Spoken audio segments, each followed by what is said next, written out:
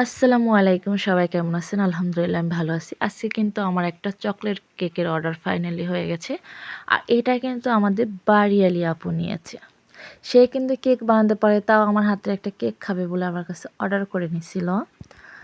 তো এটাকেই বলে ভালোবাসা এবং রেসপেক্ট। সে চাইলে সে পারে, তাও আমার কাছে না নিতে পারতো, তাও সে আমাকে অবশ্যই ভালোবাসে দেখে আমার কাছ থেকে একটা কেক নিয়ে খাবে বলে আমার কাছে অর্ডার করছিল। আর সে কিন্তু চকলেট কেক ছাড়া, চকলেট ক্রিম ছাড়া সে কোনো কেকই খায় না। তাই আমি তার জন্য একটা চকলেট কেক বানিয়ে নিচ্ছিলাম। আর কালার লুকটা দেখতে পাচ্ছিলেন, মাশাল্লাহ। তো এখানে কিন্তু আমি এক স্লাইড কেক নিয়ে আমি সুগার সিরামটা দিয়ে দিছিলাম। তারপর আমি চকলেট ক্রিমটা দিয়ে আমি এটাকে আরেকটা স্লাইড দিয়ে এটাকে ডেকোরেট করার জন্য রেডি করে নিব। তো এখানে আমি কিন্তু চকলেট গানাশটা দিয়ে দিচ্ছি। আর আমার দেখতে দেখতে আমার এতটা লোভ লাগছিল, আসলে আমারই খেতে ইচ্ছে করছিল। মাশাল্লাহ, একটা ইয়ামি লুক ছিল।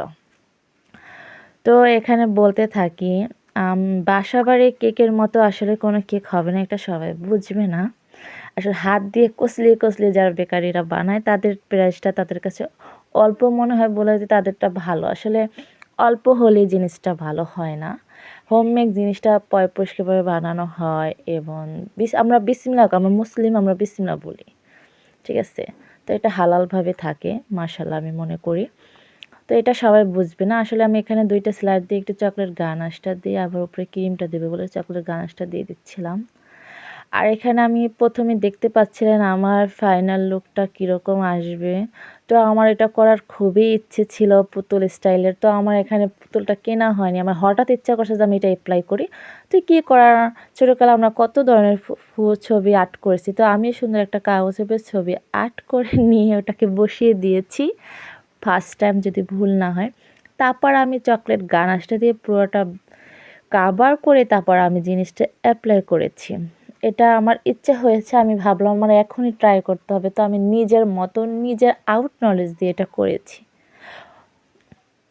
তো এখানে আমি রোজ নজেলটা দিয়ে একটু জামার মতো করে, গাউন সিস্টেমে জামার মতো করে ডিজাইনটা করে দিছিলাম।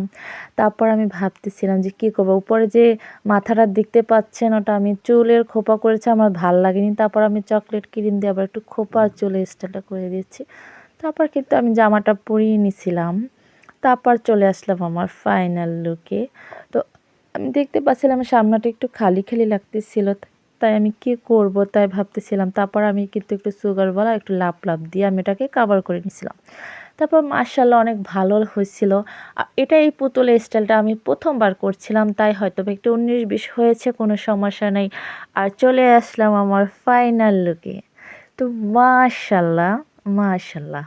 আসলে এরকম একটা কালার জাস্ট আসেনি, বাট এটা ক্যামেরার ইসের কারণে আসলে আসলে এই কালারটা না বেশি আসতে গেলে না আপনাদের ক্রিমটা একটু তিতা লাগে। তা আমি মাশাআল্লাহ আমার কাছে বাস্তবে আমি দেখেছি, আমার কাছে ভালোই লাগছে। তো সবাই কেমন লাগছে অবশ্যই জানাবেন। সবাই ভালো থাকবেন।